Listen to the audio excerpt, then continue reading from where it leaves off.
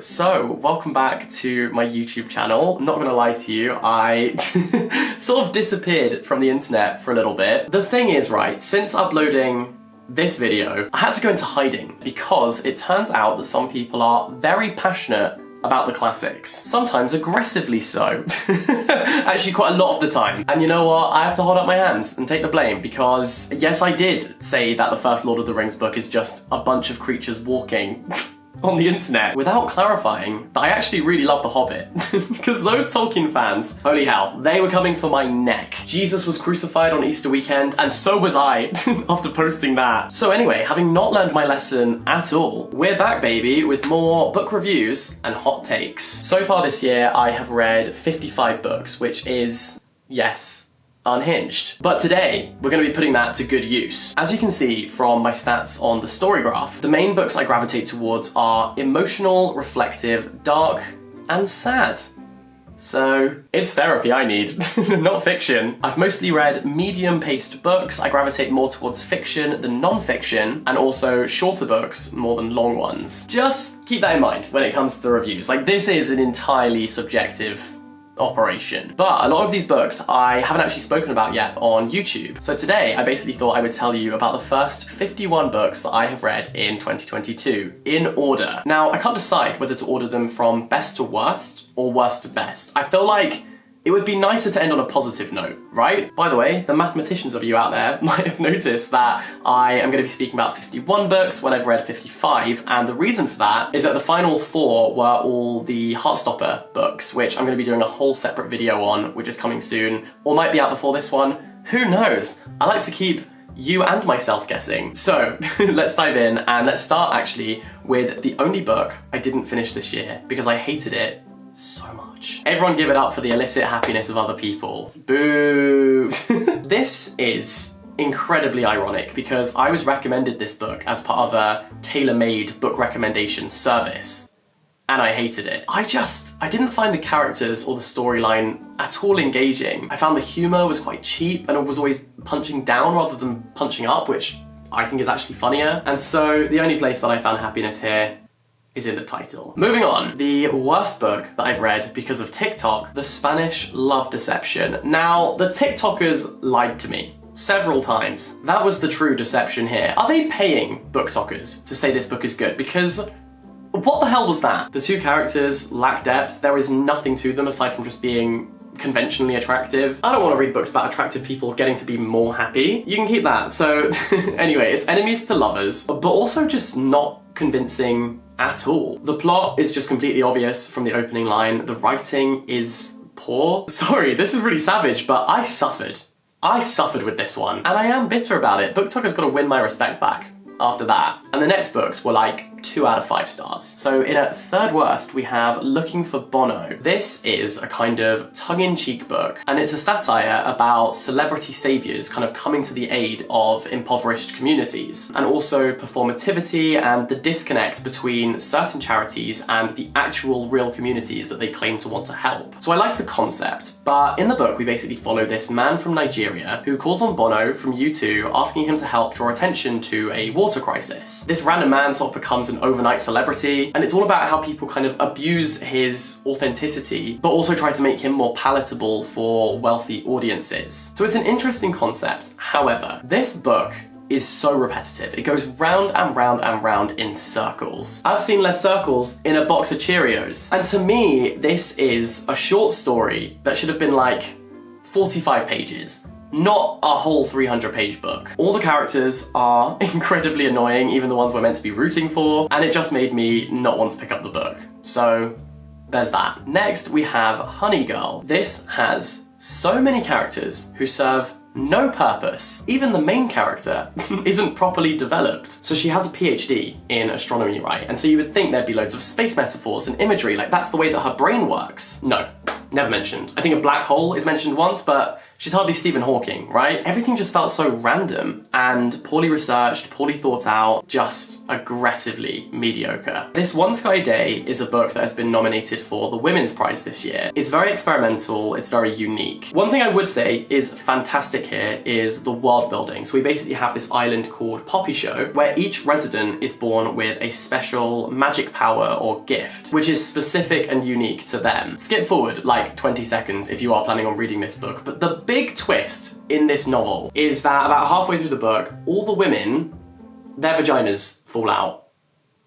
Yeah, you did hear that correctly. They fall out onto the ground. And the book refers to them as pum-pums, like a lot of times. And if I never have to hear that term ever again in my life, it will be too soon. The book is kind of daft in an intentional way, but for me, it just tried to cover way too much. It tried to sort of cover everything without really scratching the surface on anything. So for me, there's just way too much going on and nothing done exceptionally well. So I can see why it's critically acclaimed because it's such a singular book. But I personally just didn't enjoy reading it. Then we have Man Down, which is a pretty good exploration of masculinity and coming of age, as well as including a little bit of magical realism. It's aimed at a much younger audience than I am, and as a result, it did just feel really immature, I suppose. I didn't necessarily find it captivating, and also I cannot stand when books about young British people just consistently use the word bruv and cuz, because to me that just screams 30-year-old writing teenagers. The Love Songs of W.E.B. Du Bois. Now, this plunged me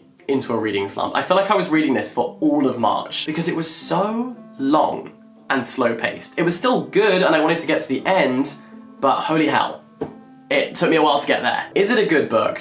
Yes. It explores a range of important themes and follows this one family kind of through the generations. So we start off when they are colonized Native Americans, we go through slavery, up to modern day microaggressions. It's moving, it's heartfelt, it's a huge achievement for a debut novelist to write a book on this scale. However, for me, the focus on each character is extremely sort of disproportionate, and I just felt like it didn't need to be anywhere as long as it actually was. I've read Homegoing, which is a much better version of this book. It just crawls along, and honestly, this book would look at snails and think, bloody hell, they're going fast. So now we're on to the 3-star territory. They is about a bunch of people kind of working in the arts who are threatened by people who think the arts are worthless.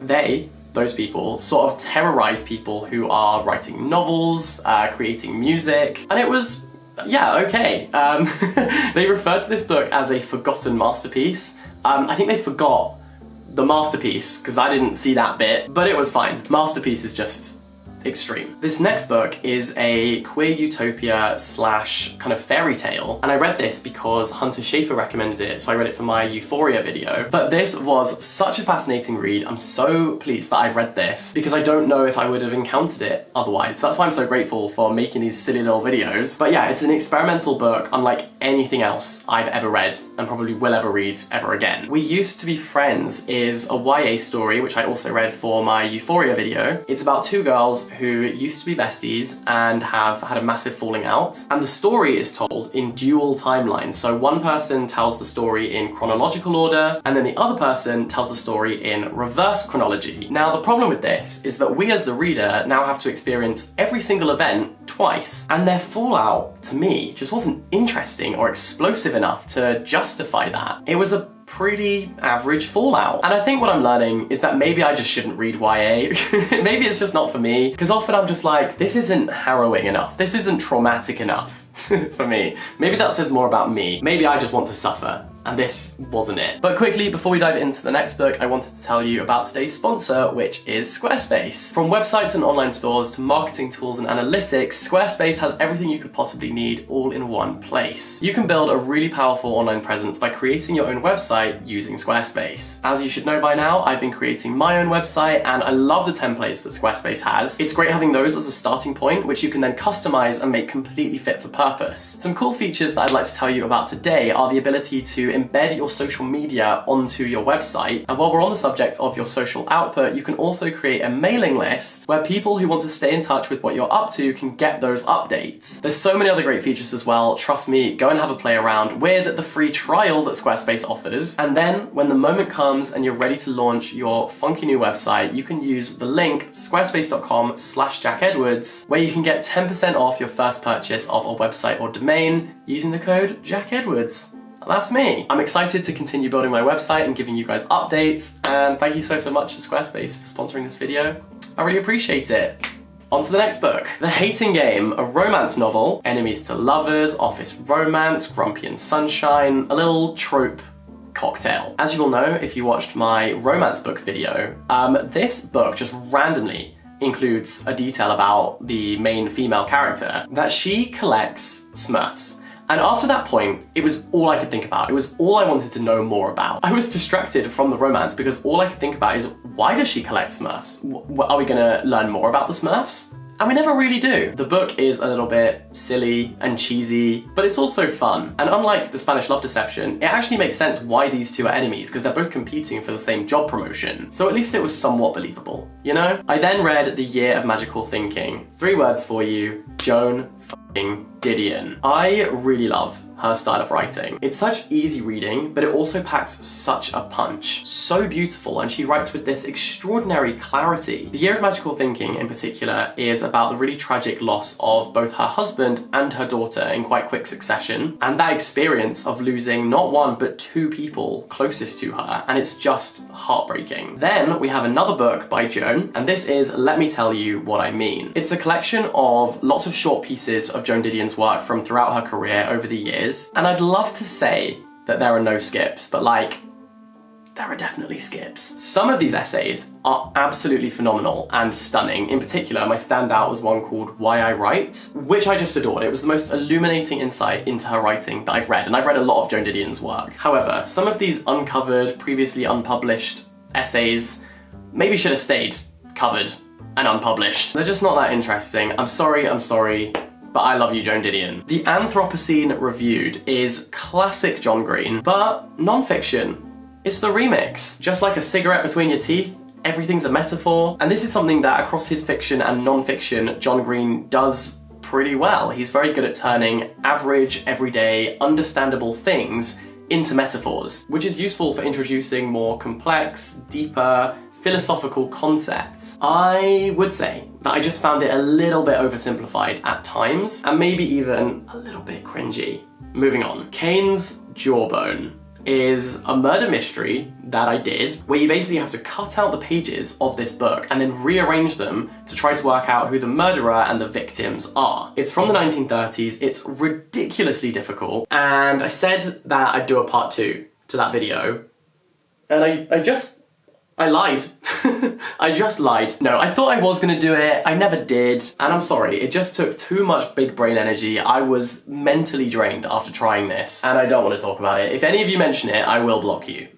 I'm kidding, partly. Brown Girls is super original. It's written in the first person plural, which I'd never experienced before, so it's about a collective group who are referred to as we in a kind of choral voice. It's interesting, it touches on a lot of social issues, but in a more nuanced way, because it's just specifically about how it impacts this particular group, especially regarding race and class. And I enjoyed reading this, but I'm not 100% convinced that the style was the most effective one. I think inevitably, when you distill a huge group of people down into one collective we, it does start to lose a little bit of detail, and you do start to generalize. I'm not sure if this was actually helpful to do. So kind of mixed feelings on this one. Next we have Heaven, which is a really poignant story about bullying. Set in a school, translated from Japanese. It's primarily about a boy who is relentlessly bullied and teased for his lazy eye, and then also a girl in his class who is also being picked on. But outside of these two kind of isolated cases, we also have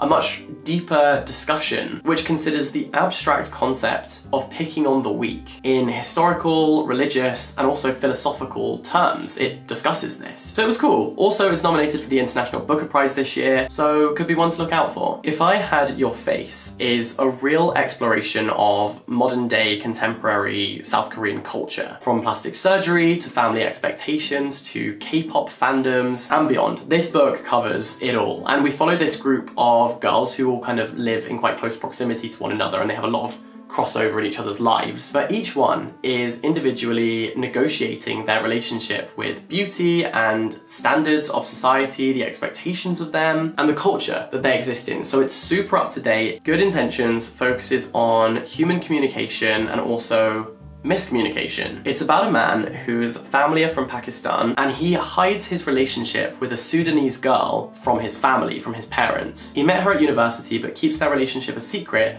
for 4 years. Imagine a 4-year-old child, like that's a pretty formed human being. So it's frustrating because you just want to shake him and get him to tell them the truth and be honest with everyone. And you really want everything to work out for these characters, but they are flawed, they do make mistakes, they do say the wrong thing, you know, just like we do in real life. But it has these really heart-wrenching scenes and quite long conversations which do make it worthwhile. The reason I didn't rate this higher is because of the pacing, because we sort of flash back between the present day and all these different earlier stages in their relationship. And boy, it really did feel like 4 years. I felt like I'd been with them for 4 years. Because at times it just completely kills the momentum and it's not that relevant to bring up a past story. They don't add that much. The book does feel very real and raw and authentic, but she's slow.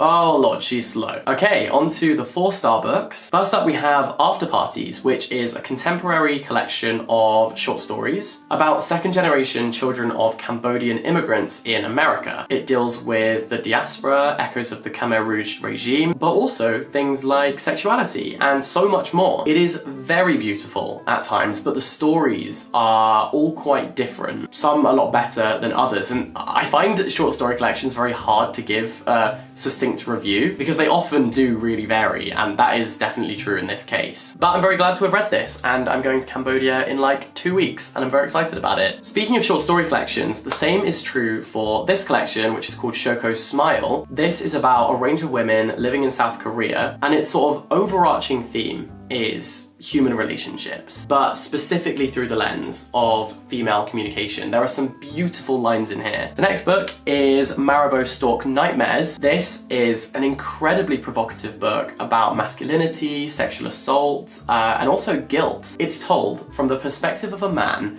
that you will absolutely despise, and he's imagining himself hunting this Marabou Stork, which is essentially one big metaphor for all of his mistakes and grievances in his life, all the things that he regrets. He's not really hunting down the stork, he's hunting down his demons. And it really plays around with structure, even down to how the words are formatted on the page. At one point, the page is in the shape of a giant Z. So that was interesting. It's also written in Scottish dialect, to the point where I've been reading this Scottish voice for such a long time that my brain started thinking in Scottish. If I Don't Have You is just a good classic romance. It's about a journalist interviewing a film star, and they have this instant attraction, I guess. Actually, I don't guess, I know, because it's steamy. It's hot. This is a good book. Disoriental is set in Iran, and it deals with the political history of the country, but also domestic family politics too. So the first half is sort of about being political dissidents in Iran and then escaping the country, fleeing. And then the second half focuses more on identity politics. Very interesting, very intriguing. It took me a while to get into it, but once it gets going,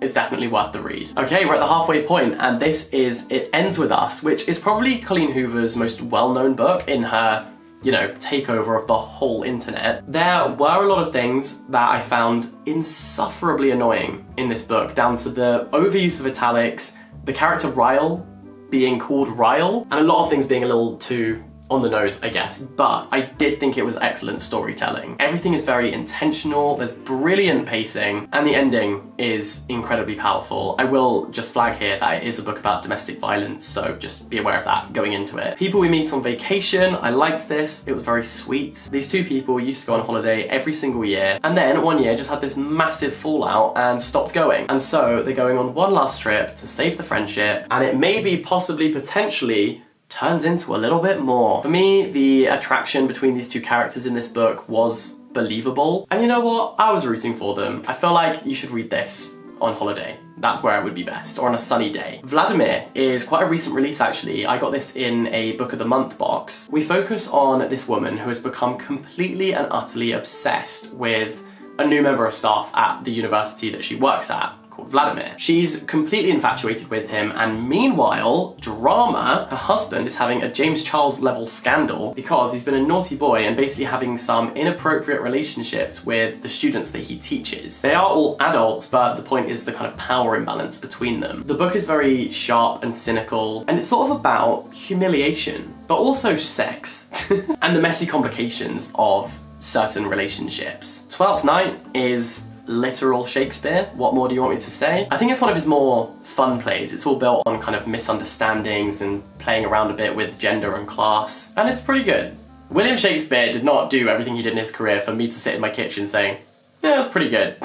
But here we are. Earthlings is another translated book from Japanese, and oh my god, people told me this book was going to be weird, but holy moly, I did not expect that. Everything that this is. Wow. What? It's shocking, it's provocative, but completely unforgettable. And it's a book that I just feel like I can't really explain at all without spoiling it. So I won't. But don't say I didn't warn you that it is depraved and disgusting. I was scraping my jaw up off the floor and also physically cringing whilst reading it. But I think that's a sign of brilliant writing to be able to provoke such a strong response. Parable of the Sower is just harrowing. It's a dystopia based on the climate crisis, but I won't go into too much detail on this because I'm actually doing a whole separate video on it with Lena Norms, whose channel I love, so stay tuned for that. The Night Circus, beautiful imagery. It's about star-crossed lovers who are embroiled in this kind of magic competition, and it all takes place in a circus, which is a really fun setting for a book. I wish that there had been a bigger confrontation between the two competitors in this competition. It sort of plays out over a number of years and they're very distant, and I wanted head-on drama, you know? Wanted a bit more of a climax, but it's a bit more of a slow burn. But it was still good. The whole picture, a little bit of non-fiction. This is about the colonial history of the art in our museums and galleries, and also the process of curating these exhibits and who is given a voice, and more importantly, who isn't. It's very interesting, very pertinent, very relevant. It covers the BLM protests from 2020 and the Rhodes Must Fall movement, so yeah, very contemporary and very important. I learned a lot. Next book is Crying in H Mart. More like crying literally everywhere. This is written by a woman whose Asian mother never really said I love you to her, but she showed her love visually and through food, through cooking and acts of service. And so when her mother dies, she finds that food and thinking about all these dishes that her mum used to cook helps her to sort of mourn that loss and appreciate her. The descriptions are stunning and mouth-watering, and it's super sad. This ripped me to pieces, so it's getting a good review from me. The Kiss Quotient is a brilliant little romance, sort of Pretty Woman in reverse. It's basically about a male escort who is hired by a woman with Asperger's to basically help her get some experience in the bedroom. And then obviously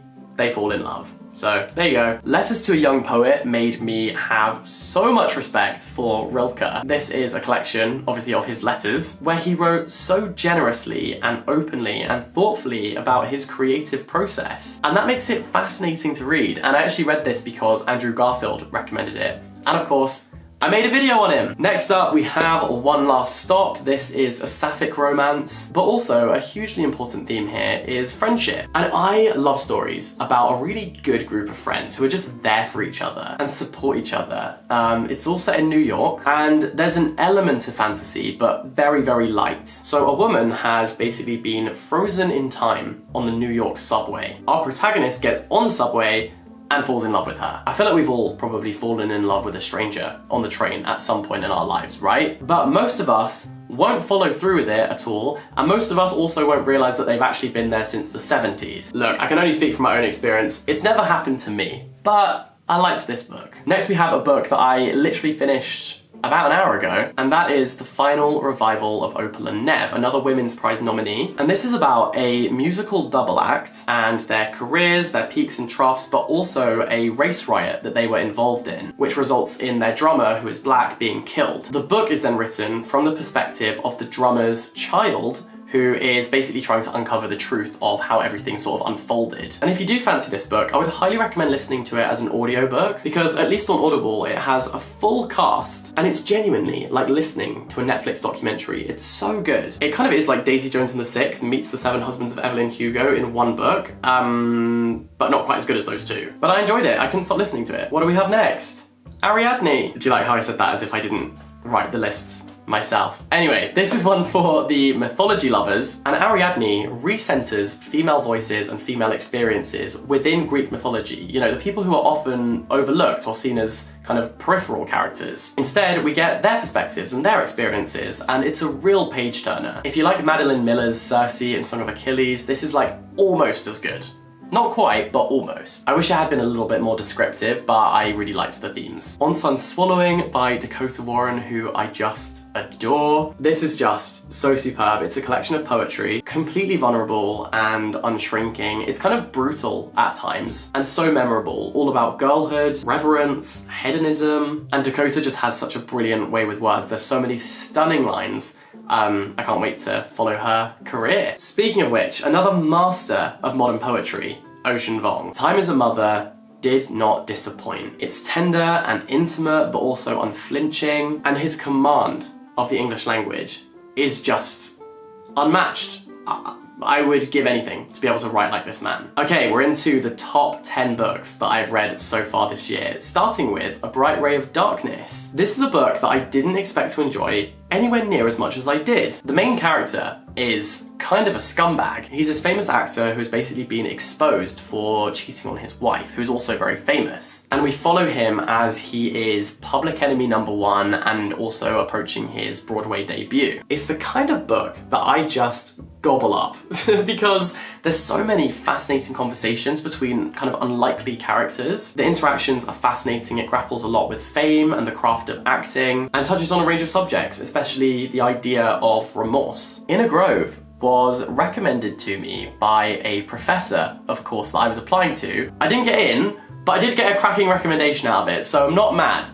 This is a short story where 7 different people recount the same event. And it's so interesting because it just shows how different people perceive one event in a slightly different way and also recount the event in different ways. And it's absolutely genius. I thought it was great. Moving on, the next book that we have is Upstream. And this made me fall in love with Mary Oliver. She speaks about art and the creation of art in the most perfect, brilliant way. It's the kind of book where you just want to say thank you. Thank you for articulating that. Thank you for putting that into words, you know? There's a huge emphasis here on the importance of nature and the natural world being the greatest teacher that we'll ever encounter, and I loved it. I loved it a lot, to be honest. The Vegetarian. Now, on the surface, this is a book about someone who becomes vegetarian and then is just constantly criticised and questioned for her decision. It's seen as like a very extreme thing to do in this culture. But beyond that, what the book is essentially about is the idea of not conforming, of making a personal decision which you know is the best for you and other people just not getting it, not understanding you, not being able to shoehorn you into the perfect image that they have of how people should behave and act. It's about going against the grain and committing to it. And I thought it was great. Very strange, but like in a cool way. Speaking of which, At Night All Blood is Black. This revolves around a soldier from Senegal who is fighting in the French army. Now his best friend who is fighting alongside him gets severely injured and basically says to him, "Please put me out of my misery and kill me." Our main character cannot bring himself to do this. And so as a result, his friend dies a much slower, more painful death. And this experience leads our main character to sort of descend into madness. He starts going on these kind of killing frenzies and collecting the fingers of the people he's killed. And this, you know, quite understandably begins to disturb his fellow soldiers. And it's horrifying, but really hypnotic. Next we have Recitative by Toni Morrison, the only short story that she ever wrote, and it's absolutely genius. It also has an introduction by Zadie Smith, who honestly, I think should just introduce every book ever. And the story is basically about these two girls who grew up together at an orphanage, and then how their paths cross a lot later on in their lives. One of them is black and one of them is white, but the twist is Toni Morrison never tells you which is which. And that is so fascinating. It's an experiment, but not for Toni Morrison, it's an experiment for the reader. And researchers who have studied this have actually found that white people often think that one particular character is white, whereas black people often think that same character is actually black. Oh, and by the way, these last few books have all been kind of like 4.75 stars out of 5. So very nearly full marks, but I'm very selective with which books I give 5 stars to. So these are my 5-star books. Firstly, Transcendent Kingdom. It's about reconciling religious faith with science. And it's about a woman who just finds herself completely surrounded by suffering. Her brother died of an overdose, her mother is suicidal, and all this leads her to really questioning her faith, the faith that she's always known. It's an intimate, layered portrait of this family, and the final lines just wrecked me. Okay, the third best book that I've read this year is The Bread the Devil Need. This completely knocks the wind out of me. It's a graphic story about domestic violence, but narrated by this completely unique and unforgettable voice. It's set in Trinidad, and the narrator speaks with a Creole dialect, which, if you're not familiar with, does take a little bit of getting used to, but once you do,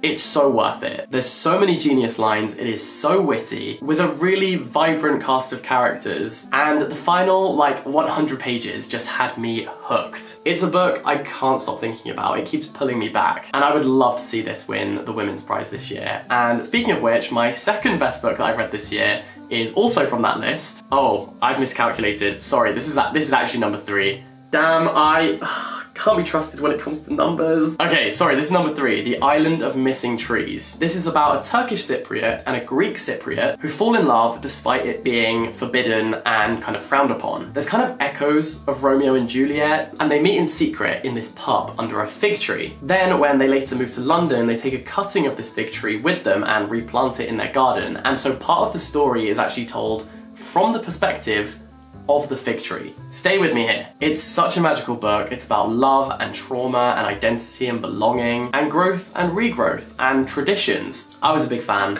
I loved this book. Now the actual second place, I can't believe I messed up in the final bit. Anyway, the actual second place is Project Hail Mary, which is a book I never expected to rate this highly. It's a sci-fi book which is very similar in tone to Hitchhiker's Guide to the Galaxy, and also by the same author who wrote The Martian. And basically we meet a man who has woken up on a spaceship. He's on a mission to save planet Earth, but he has no recollection of why. Over the course of the book, his memory slowly comes back and we learn about how the Earth has been in this massive kind of peril, and it's just genius. The global crisis in this book is completely made up, but it sounds so legitimate, and there's loads of physics, but it's explained in such an accessible and fun way that even I found it engaging, and normally I hate that kind of stuff. It's very funny, it sort of leans into the fact that it's a little bit silly, I guess, but it's also really sad. Tell me why this book had me crying over an alien. Please read it, it's really good. And finally, the moment that we have all been waiting for, especially my throat, because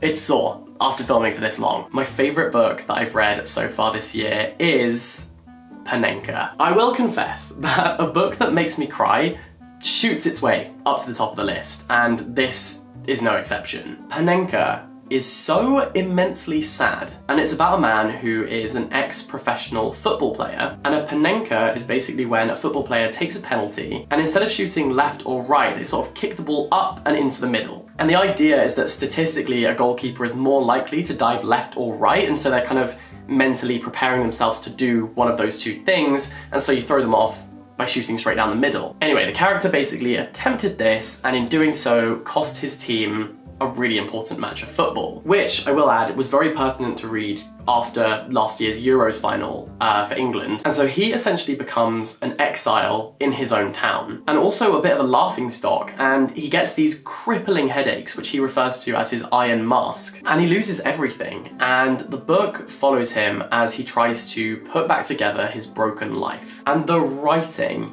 is just stunningly beautiful. For me, the most important thing is exquisite writing. And it's so heart-wrenching, I underlined so many lines, tons of great conversations, it is so quotable. I would say if you really need a strong plot to enjoy a book, this maybe isn't for you. In fact, a lot of my top choices probably won't be because I'm much more invested in characters and moments than I am in like a plot. But if you love conversations about ordinary, normal domestic life and family and friendship and love and flawed characters, read this. Please read this. I thought it was so great. I think it's a really special book. And so, there we go. Those are the books that I have read so far this year, ranked from worst all the way to the best. It's been a journey, but I hope you didn't get travel sick, and it's good to be back. So thank you very much for watching. Make sure you do subscribe if you're new, or if you've been enjoying my videos and you haven't yet pressed the button, because we are in the territory of 1 million subscribers. Which is mad, but I would really appreciate it if you click that red button if you enjoy my content. If not, don't worry about it. Massive shout out to Squarespace, of course, for sponsoring this video. The link is down below. Have a wonderful day. All the best, stay in touch, and I'll see you next time. Bye-bye.